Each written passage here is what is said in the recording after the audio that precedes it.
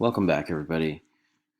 So today we're going to start the very last unit of the year. We're going to look at the last area of knowledge of this year until we continue again in the fall, hopefully in more intimate setting where we can watch some videos together and do some other fun things together in a classroom again. We will get back there at some point. Anyway, I want to commend all of you on being very responsible and responsive throughout this whole crazy situation. And welcome you to the last unit, which we're going to talk about the academic side of history, really the culture of scholarship production in the field of history. But we'll first focus on a thought experiment that's a little bit more personal. If you had to construct an accurate history of your family, how would you go about doing it? What methods would you use? Today, a lot of people will consult DNA services or historical family research services like Ancestry.com, and you might get a DNA report. You might see what percentage of DNA comes from different areas of the world. Or maybe you could explore some historical documents that are associated with your ancestors, with family members. What kinds of driver's records did they have? Did they have any criminal records? Did they have any lawsuits? Did they have any business ownership or filings or investments? Or did they have any other kinds of legal things that show up in documentation, school records, etc.? I wonder, how much information do you get from those things? How much do those pieces of knowledge, let's call them, contribute to your sense of personal and family history? Does it affect your historical identity to know that part of your DNA comes from a particular part of the world, maybe surprisingly? It's an interesting question. So this brings us to these questions of how do we accurately construct history? Is there an accurate way of constructing a family history? What can't you ever know? What parts of our history can never be accessed because of particular barriers? So here's a really useful TOK question. When is it appropriate to allow a kind of subjective wiggle room about historical truth, whether it comes to stories about your family, maybe?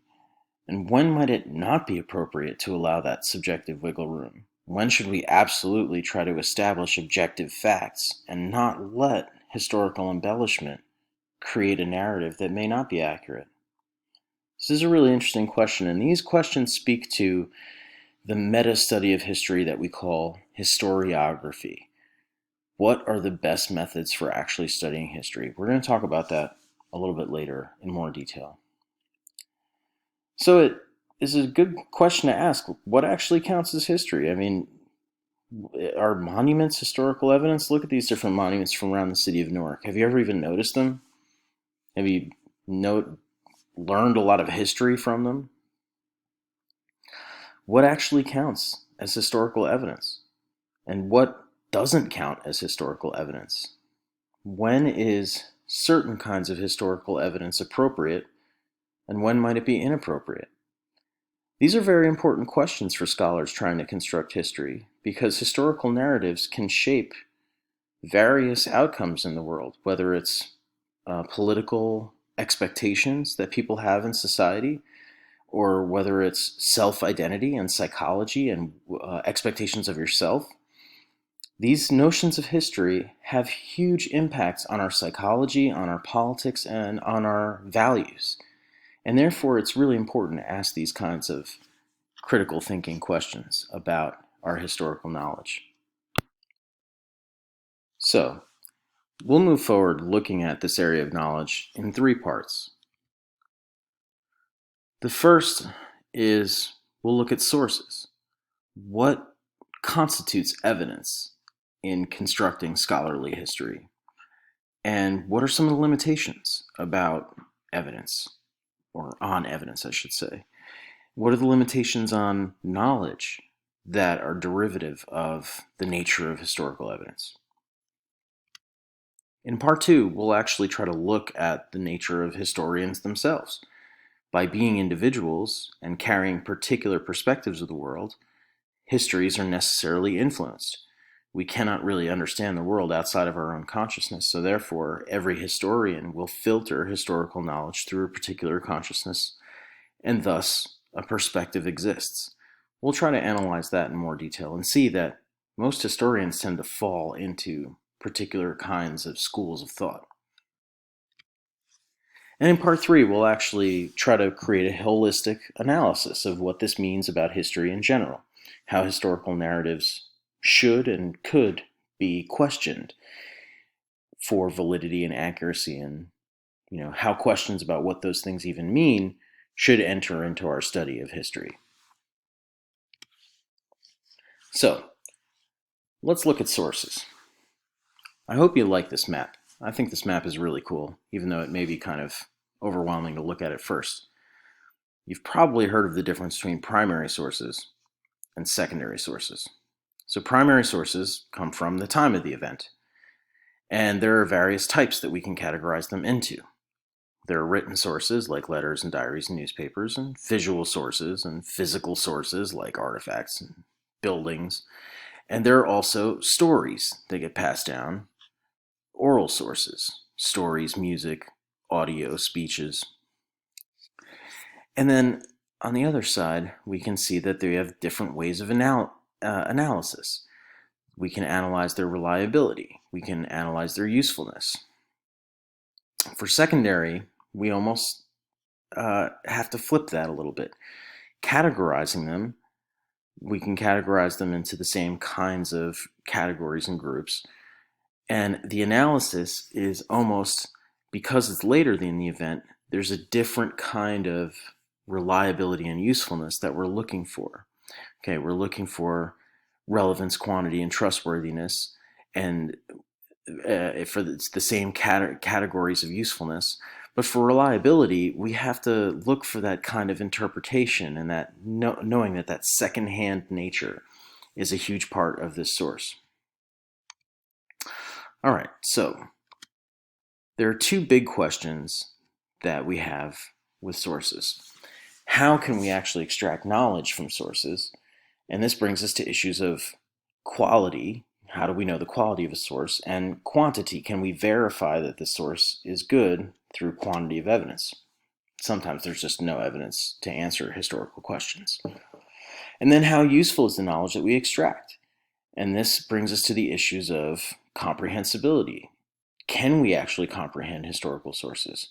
And sometimes the fact that there's just a gap between the kind of language that we use today and the language that was used in these historical sources. Now, there are other kinds of problems that arise with sources. One is that, for example, you just might not have enough quantity of sources to answer a question. This is especially true of people who study the ancient world, antiquity, and the medieval period.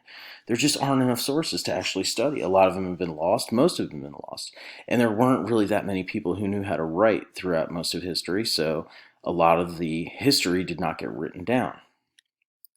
For modern historians, it's actually the opposite problem. There are too many sources, and it's very hard to know what's trustworthy and what's not. And especially in the age of social media, with the democratization of information and fake news and the proliferation of media sources, it's very, very hard to tell what's actually accurate historically.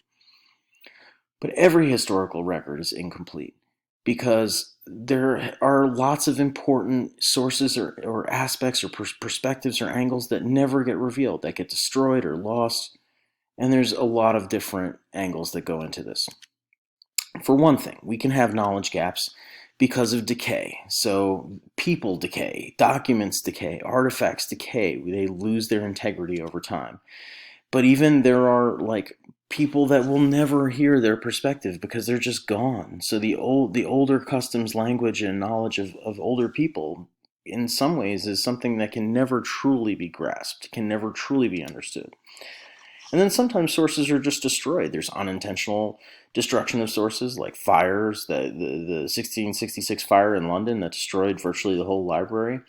And there's also intentional destruction of information. Government has official secrets and redacts documents and shreds things. So lots of information gets lost. And this can be very challenging for historians trying to study why problems happened. So, one of the other big problems is that the information can at times be deliberately misleading. So we have people that are actually trying to influence the historical narrative in order to create those political ideas and those values and those behaviors in society. And so therefore it's the historian's job to continuously question how the source is fits into this kind of scheme. So I'm going to provide you with this method, and the assignment for today is going to be to try to use this method. And historians use a method or something like this. Most methods involve these elements in one form or another with one terminology or another. But I like to call it the packed method.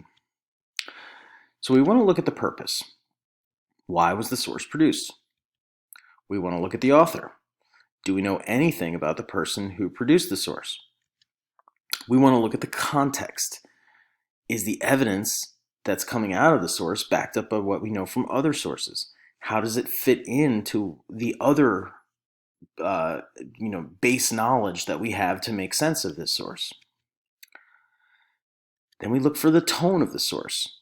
Is it a dry and factual? And if it's dry and factual, does that mean it's reliable? If it's a scientific account or a journalistic kind of account of information, is that more reliable than a kind of opinionated or passionate, persuasive type of source? Does that necessarily make sources reliable? When is a certain tone appropriate and when is a certain tone inappropriate? So these are really, really important questions to ask when trying to actually create scholarly arguments about what's true in history. So, your job, our first step along this process. I want you to find one news source about a current event that you think is important. So pick something that's interesting to you. And then try to picture yourself as being like an alien 1,000 years from now. And try to apply the pack method. You know what? Forget being an alien. Let's just say that you're a human being 1,000 years from now. You find this piece from Huffington Post or whatever, the New York Times from today, and you say, "Oh, it's about this pandemic period." And you try to read it, apply the pack method, and try to list and analyze each component separately. Okay. I want you to give me a short explanation of what you think that source's reliability is. So see the post on Edmodo. This is going to be worth the first quiz grade of this unit, and we'll talk about this in the next session. Take care, everybody.